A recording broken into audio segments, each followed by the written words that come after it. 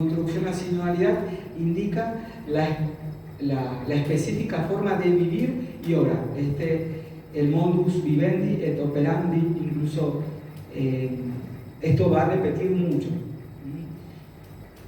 Sinodalidad es un modo de vivir y de obrar. Es un modo de ser, podemos decir así, y como el obrar sigue al ser, obviamente van a coincidir ambos, ¿no? Este vivir y obrar de la Iglesia, pueblo de Dios, que manifiesta y realiza en concreto su ser comunión, es decir, caminar juntos, reunirse en asamblea, participar activamente de todos sus miembros en la misión evangelizadora. Refiere también a la corresponsabilidad y a la participación de todo el pueblo de Dios, es decir, de todos los bautizados en la vida y en la misión de la Iglesia. Después a esta sinodalidad se va a agregar el concepto de colegialidad, donde va a precisar el significado teológico y la forma del ejercicio ministerial de los obispos en el servicio de la Iglesia particular, confiar el cuidado pastoral de cada uno. Acá ya se va introduciendo un poco todos estos significados, ¿no? Esta es como una introducción de estas palabras que de alguna manera van a ser sinónimos también de esta sinodalidad o se van a relacionar con la sinodalidad. Iglesia, asamblea, comunión, colegio, jerarquía. Dentro de la Sagrada Escritura, justamente como les decía anteriormente, vamos a encontrar en la realización del designio de Dios, cuando Dios convoca a Abraham y a su descendencia, ¿no? En el Génesis, y esta convocación expresada con el término justamente Edad Kahal, que significa justamente asamblea, que con frecuencia se va a traducir en el griego como eclesia, como comunidad, como iglesia, donde es fundado el pacto, o sea, obviamente se sanciona o lleva en su culmen en el Antiguo Testamento en el pacto en el monte Sinaí, con Moisés y el pueblo ya liberado de la esclavitud. Los profetas lo que van a hacer después a lo largo de la historia del pueblo de Israel, ya una vez en la tierra prometida, lo mismo los reyes y las personas que van a ser designadas por Dios, van a tratar siempre de que esta asamblea, de que esta sinodalidad de este pueblo de Dios no se divida, que siga siempre permaneciendo unido, en comunión, en fraternidad, en caridad, movido por la caridad y movido por la alianza que Dios decide y a través de su designio quiere fundar en este pueblo elegido, en el pueblo hebreo.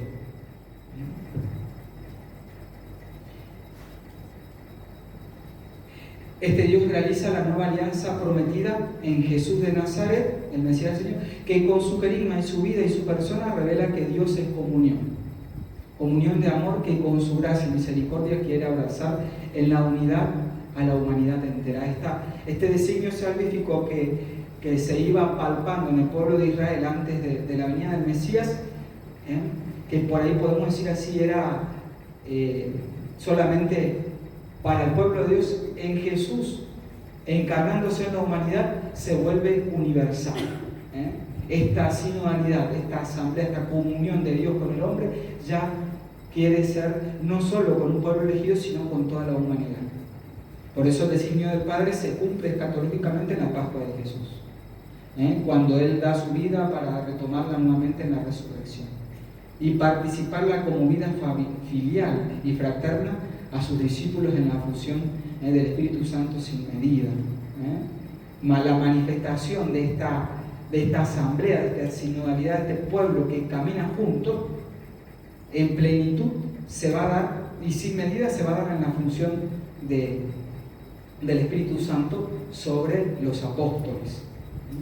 Es decir, que esta obra de designio salvífico, esta obra de sinodalidad, se va a llevar justamente con la Iglesia que sigue caminando a través de la guía del Espíritu Santo. Gracias. La Pascua de Jesús es este nuevo éxodo que reúne en la unidad a todos los que en la fe creen en Él, ¿sí? Y que Él los conforma consigo mediante el bautismo y la Eucaristía. lo que nos hace propio del pueblo de Dios, lo que nos hace partícipe de esta comunión, de amor, de esta sinodalidad, de caminar juntos, es justamente el bautismo. Manifestar en plenitud, la asamblea, vamos a decir así, el culmen de nuestra vida cristiana obviamente va a ser la Eucaristía. Pero iniciamos este caminar juntos desde el bautismo.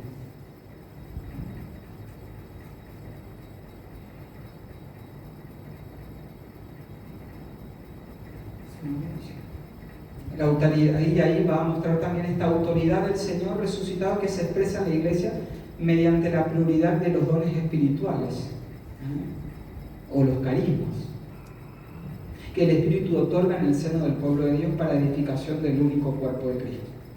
En su ejercicio se respeta un orden objetivo, de modo que puedan desarrollarse en armonía y reproducir los frutos destinados para beneficio de todos. Es decir, acá se camina juntos, es decir, todos ponen de sus dones, de sus talentos, de sus carismas, ¿no?, que el Espíritu va suscitando en cada uno de nosotros. Justamente respetando también ese orden objetivo. Después, cuando hablamos de colegialidad o de jerarquía, no es que esta sinodalidad que viene a abolir o viene a romper la jerarquía o los ministerios, sino que viene al contrario, a darle cumplimiento. Desde el servicio o el lugar donde Dios nos llama a vivir y a servir, ¿no? En el primer lugar justamente va a ser entre ellos, entre los apóstoles. Se va a manifestar esta autoridad que el mismo Señor da a la Iglesia, puesta en los apóstoles, puesta preeminentemente a Simón, para que dé después a la Iglesia la fidelidad del depósito fide, del depósito de nuestra fe, ¿no?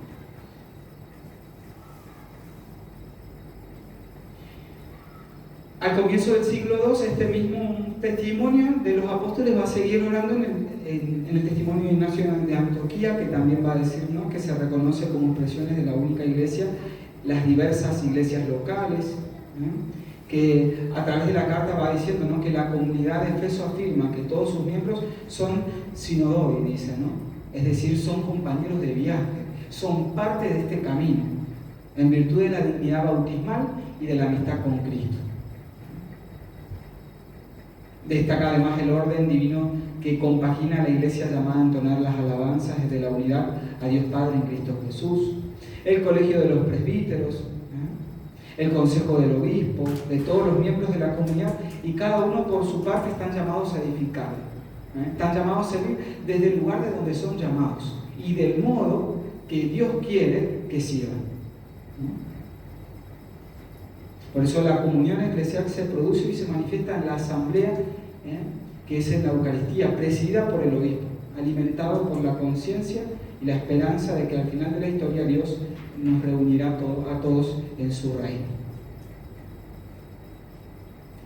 Luego, durante el primer milenio, este modo de proceder sigue, se irá manifestando aún más todavía en lo que tiene que ver con la praxis, en lo que tiene que ver con las prácticas, en los consejos, vamos a decir así, en poder ver a la altura de la cultura o de la filosofía, los pensamientos que van por la época, de reunirse también como sínodos locales, que se remonta por una parte a la tradición apostólica y por otra en su procedimiento concreto, donde aparecen marcados por el contexto cultural en el que tienen lugar, ¿no?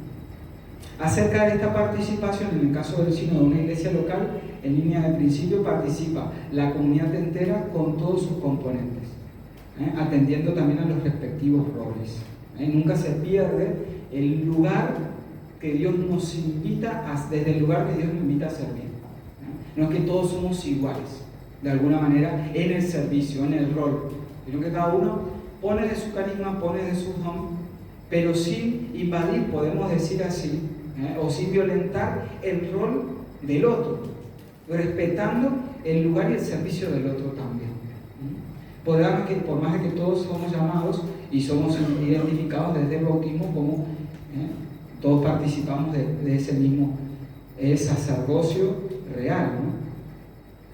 Lo mismo sucederá con los sínodos provinciales también, ¿no? Donde acá en los primeros siglos también incluso estará la jerarquía, los reyes, aparte de los monjes, la abadesa nada más y los presbíteros, también obviamente estará todo lo que tenga que ver con los roles políticos en este primer milenio. Luego, en el segundo, vamos a decir así, milenio, es donde se empieza a ver este caminar juntos, sobre todo también ya en Occidente separándose un poco de lo eclesial, de lo político, vamos a decir así, de lo gubernamental, y donde vamos a tener dos personas muy fuertes, ¿no? Que van a ser...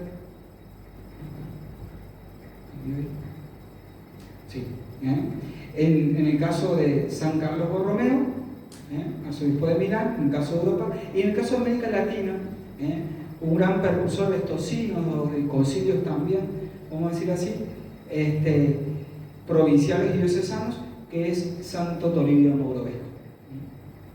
Fíjense que dice, no convoca 3 concilios provinciales, 13 sínodos diocesanos, a los que se le agregan 3 concilios provinciales en México en el mismo siglo. Estos sínodos o estos concilios no tienen que ver algo más, tienen que ver con la praxis de lo que se dijo en el Concilio de Trento, de ponerlo en práctica con respecto a la catequesis, con respecto a lo litúrgico, de ponerlo en práctica en esta región, en América Latina, ¿no? Por eso los sínodos diocesanos y provinciales celebramos a partir del Concilio de Trento no tenían como objeto, según la cultura del tiempo, suscitar la corresponsabilidad activa de todo el pueblo de Dios, sino más bien transmitir y poner en práctica normas y disposiciones que se van viendo, que fueron pactadas en el Concilio de Trento. No es que tienen que ver algo con lo de la cultura o con el modo de pensar o el modo de vivir del pueblo de Dios, sino más bien de poner en práctica las normas y disposiciones del Concilio de Trento. Lo que abre a esta sinodalidad va a ser el Concilio Vaticano II, que retoma el proyecto de Vaticano I y lo integra en la perspectiva de un ayornamiento, le dicen, ¿no? Complejo, es decir, esto de no hacer algo nuevo, sino más bien enriquecer lo que ya está,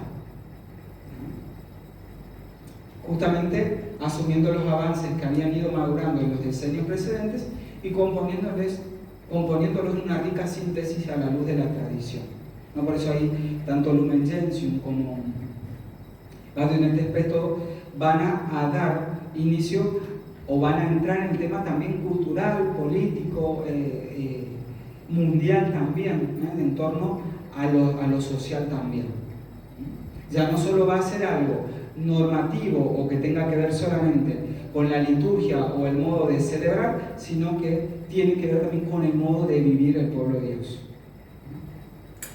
en orden a revitalizar la práctica sinodal en el nivel de la Iglesia Universal.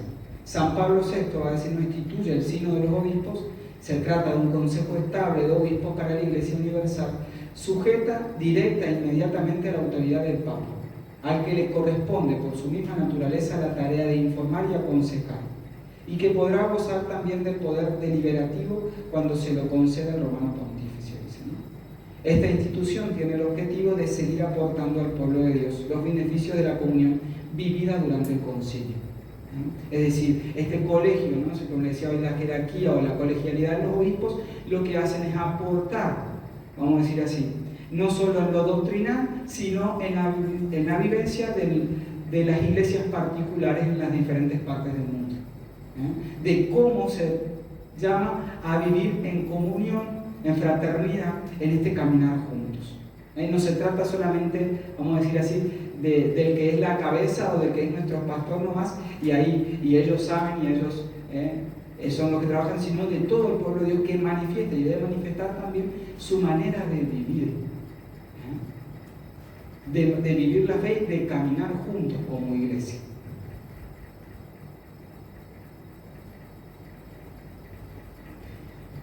Es un poco, más que nada, un poco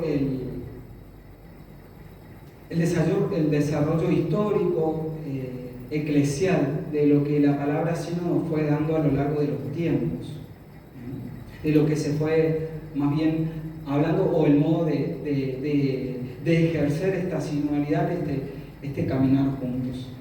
Por eso ahora la propuesta del Papa Francisco, por eso no es algo nuevo, no es algo bueno, sacó de la galera y dice ahora vamos a comenzar así a caminar o a tratar de vivir o a pensar, sino que es esto que ya a lo largo de los años vamos viviendo, a lo largo de los siglos fuimos viviendo, hay que volver a, como se dice, a las primeras comunidades, a cómo se caminaban las primeras comunidades, a poder nuevamente ejercitarnos en este caminar juntos, en escuchar al pueblo de Dios que camina. Y por eso dice, ¿no? Como título tiene, ¿no? Por una iglesia sinodal, comunión, participación y misión. Que son los tres grandes ejes: la comunión, caminar juntos, la participación, que nadie quede fuera, y la misión, que es justamente nuestra vocación, el llamado a anunciar a los pueblos nuestra fe, nuestro centro de la fe, que Cristo murió y resucitó por nuestra salvación. Esta iglesia de Dios es convocada en sínodo, va a comenzar el Papa Francisco en el documento preparatorio para este sínodo que se realizará en el 2023 y del cual el desarrollo y el trabajo está puesto para todas las iglesias particulares, y que justamente dice es una etapa fundamental y que será celebrada en la 16ª Asamblea General Ordinaria de los Sínodos de los Obispos, que, como dice bien el tema, va a tratar el tema de la sinodalidad en el mes de octubre del 2023, la cual dice seguirá la fase de actuación y que implicará nuevamente a las iglesias particulares. Con esta convocatoria el Papa Francisco invita a todas las iglesias a interrogarse sobre un tema, fíjense, decisivo para su vida y su misión. Si bien es algo que siempre se fue, vamos a decir, desarrollando, ejerciendo de alguna u otra manera, esto es decisivo, porque no se trata de algo doctrinal, de algo nuevo, sino del modo de vivir y anunciar para nuestra vida y para la misión. La iglesia podrá aprender cuáles son los procesos que pueden ayudar a vivir la comunión, a realizar la participación y a abrirse a la misión. Un poco cuáles son las fechas, digamos, ¿no? Como no se logra ver bien ahí, es el tramo de cómo se irá trabajando esto, ¿no?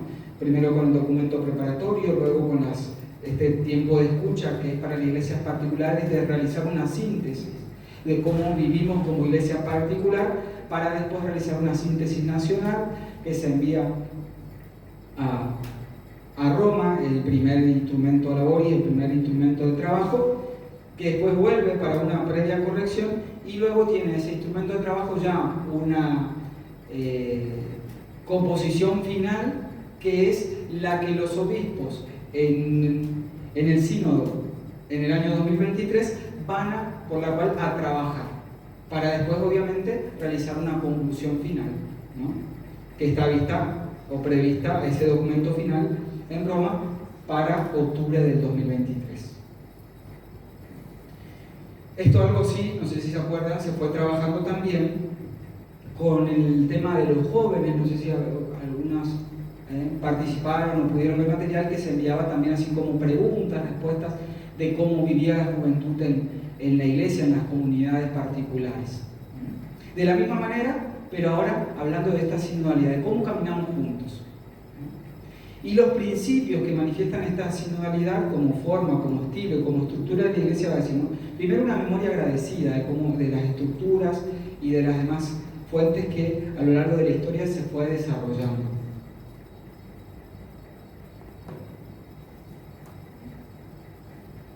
Siempre guiado por el Espíritu. Después está participación e inclusión, dice, ¿no? A vivir un proceso eclesial participado e inclusivo, a que nadie quede fuera. Después también, sobre todo, valorar, reconocer y apreciar, sobre todo, los dones, los carismas que el Espíritu distribuye libremente por el bien de la comunidad y en favor de la familia humana. Y a favor de la familia humana. Experimentar de modo participativo, ejercitar Es un tema bastante delicado esto, la responsabilidad en el anuncio, perdón, este no es el otro tema, la responsabilidad en el anuncio del Evangelio, es decir, que todos somos parte de anunciar el Evangelio, de tener conciencia de esa misión que desde nuestro bautismo hemos adquirido, podemos decir así. Examinarse, sobre todo, dice dos cosas: cómo se vive en la iglesia, la responsabilidad de que estoy llamado a anunciar, de que estoy llamado a vivir en esta comunión, en esta caminar juntos, y otro tema delicado que es el que decía, que es el poder. Y las estructuras con las que se gestionan, haciendo ejercer y tratando de convertir los prejuicios y las prácticas desordenadas que no están radicadas en el Evangelio. El diálogo social, y sobre todo esto nuevo también que a lo largo ya del Vaticano II da de alguna manera un poco más firme la pisada, que es el regenerar las relaciones ecuménicas y los diálogos interreligiosos. Es decir, incluso hacerle participar de esta comunión, de este caminar juntos, en el diálogo con nuestros hermanos creyentes, con otras religiones. Es decir, que de alguna manera todos estamos llamados a vivir en comunión, llamados a vivir en fraternidad, impulsados por su espíritu, impulsados por la caridad, ¿no? O sea, de alguna manera este nuevo camino, este nuevo estilo de vida no se cierra. Por eso digo, no es algo doctrinal, a ver qué debo hacer con este hermano evangélico, ¿lo convierto o lo elimino? No. Sino que al contrario, camino junto con él, desde su lugar, desde su manera de ser, desde su manera de celebrar su fe. Estoy llamado a vivir en esa comunión, incluso con mi otro hermano que incluso puede no ser cristiano. Y obviamente, internamente, nuestras estructuras, nuestra manera de vivir comunitariamente, nuestra manera de vivir, vamos a decir, incluso parroquial y diocesanamente también. Nuestras relaciones interpersonales entre los fieles, entre los laicos, y también entre el pueblo de Dios fiel, entre los fieles, también con la jerarquía, con los sacerdotes, los diáconos, el obispo, y entre ellos también. ¿Cómo son esas relaciones? ¿De qué manera se ejercen esas relaciones? ¿Hacia dónde son conducidas? Etcétera. La iglesia entera está llamada a confrontarse con el peso de una cultura impregnada de clericalismo, heredada de su historia y de formas de ejercicio de la autoridad en la que se insertan los diversos tipos de abusos, de poder económico, de conciencia, sexuales. No digo, no es algo doctrinal, sino un modo de vivir. Erradicar estos males para poder vivir y fomentar la caridad, la comunión, el anuncio. Para que ese anuncio sea claro, sencillo y transparente, lleno de lo que inspira al Espíritu. Por eso es impensable una conversión del accionar eclesial sin la participación activa de todos los integrantes del pueblo de Dios. Es decir, es indispensable que todo el pueblo de Dios hable, que todo el pueblo de Dios ponga su voz, como se dice, en este tiempo. Y de esa manera somos llamados a crecer. No es que algo que somos llamados para hacer la síntesis, terminó la síntesis, se hizo el trabajo y terminó, y después tenemos una carta, una encíclica para que leamos, no, sino para que estamos llamados a vivir de esta manera. Pidamos junto al Señor, dice, la gracia de la conversión y la unción para poder expresar ante todos estos crímenes de abuso nuestra compunción y nuestra decisión de luchar con valentía. En este contexto, la sinodalidad representa el camino principal para la Iglesia, llamada a renovarse bajo la acción del Espíritu y gracias a la escucha de la palabra. Es impulsada por la acción del Espíritu, es animada, es sostenida por la palabra de Dios, que debe ser indispensable, por la escucha de la palabra de Dios. La capacidad de imaginar un futuro diverso para la Iglesia y para las instituciones a la altura de la misión recibida depende en gran parte de la decisión de comenzar a poner en práctica procesos de escucha, de diálogo y de discernimiento comunitario, en lo que todos y cada uno pueden participar y contribuir. No es algo que le toca al cura nomás, o que el cura debe imponernos, sino que se debe dar en ese diálogo respetuoso y en vista a la comunión de todo el pueblo de Dios. Y cuando se dice pueblo de Dios, es todos bautizados.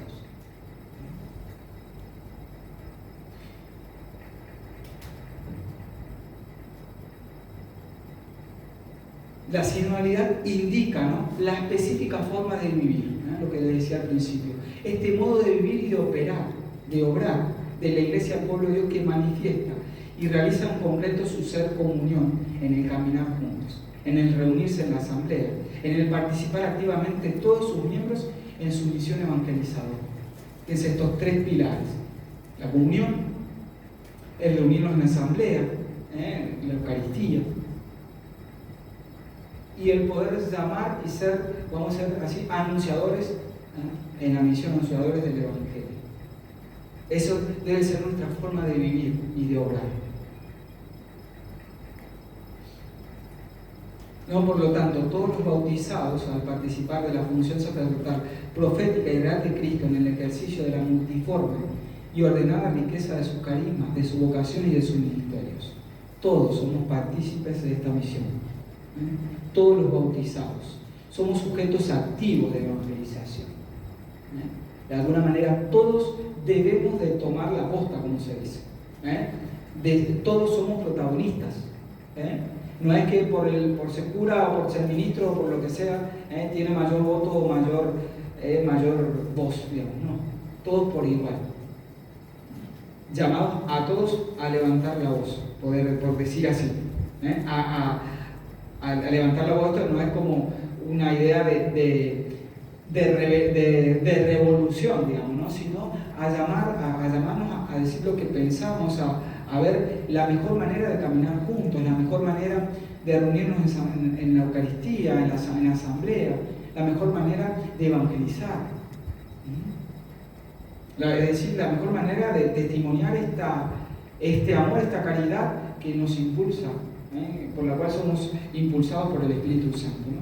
Y los pastores, como auténticos custodios e intérpretes y testigos de la fe de toda la Iglesia, dicen: no teman, por tanto, disponerse a la escucha del pueblo de Dios, de la grey, a ellos confían. La consulta al pueblo de Dios no implica que se asuman dentro de la Iglesia los dinamismos de la democracia radicados en el principio de la mayoría. Fíjense, esto es muy importante lo que dice. O sea, como le digo, no es algo doctrinal, o sea, según lo que pensemos, todo se hace. Todos estamos de acuerdo de que se casan homosexuales, por decir así, por dar un ejemplo absurdo, y se va a hacer así. No es algo doctrinal, sino de manifestar nuestros dolores, nuestras inquietudes, como pueblo de Dios, a nuestros pastores. Pero eso no es un dinamismo de democracia que sigue el principio de lo que la mayoría decide, o sea, se hace lo que la mayoría decide, no. Porque en la base de la participación en cada proceso sinodal está la pasión compartida por la común misión evangelizadora y no la representación de intereses en conflicto.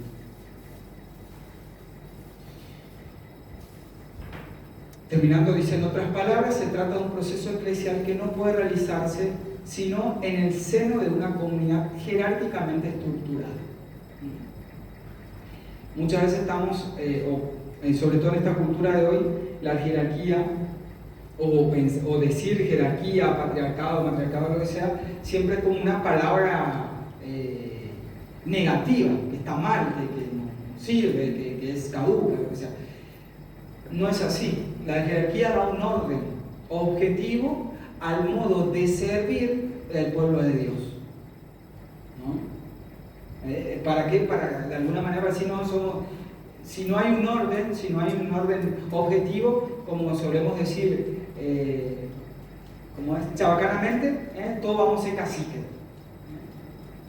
Imposible, si todos somos caciques, si todos tenemos nuestro punto de vista y queremos imponer ese punto de vista, nunca se va a poder dar una comunión, un diálogo fraterno, y menos vivir en caridad o en comunión, en fraternidad o concordia, sobre todo en armonía, ¿no? Sino que esta jerarquía se manifiesta en el modo de trabajar, más que en el modo de pensar, sino en el modo de servir.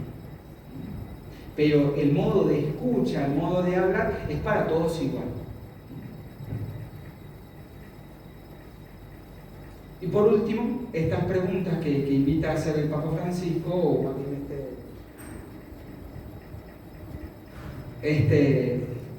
este camino sinodal, es la pregunta fundamental, dice: ¿cómo se realiza hoy este caminar junto a nuestra propia iglesia particular?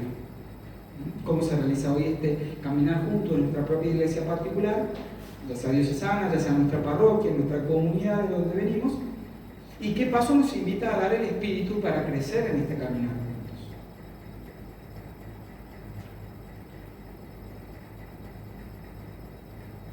Muchas gracias. Eso es. ¿Alguna pregunta? ¿Quedó algo claro? ¿No quedó algo confuso? Creo que fue muy rápido, pero era por el tiempo también, que ya nos corre el mismo. ¿Se entendió? ¿No se entendió? Más o menos. Yo estoy empezando también con esto, así que sepan disculpar si por ahí fui muy rápido. Se quedaron todos callados, entonces esto quiere decir que no entendieron nada. En la sala de los alumnos, cuando no dicen nada, no entendieron nada. ¿Se entendió? ¿Sí? ¿No? ¿Algo? Bueno, ese es el nuevo, vamos a decir así, caminar, o nuevo modo de caminar, de vivir, que la Iglesia en este tiempo nos propone primero a conocer, o más bien a profundizar y a poder después también ejercitarlo. No para hacer, como digo, esto no es para hacer después el 2023 una síntesis y ahí que termine todo y se hizo y ya está, sino que, como dice, es un modo de vivir, es un modo de obrar también como iglesia, como pueblo de Dios. Y bien, muchas gracias.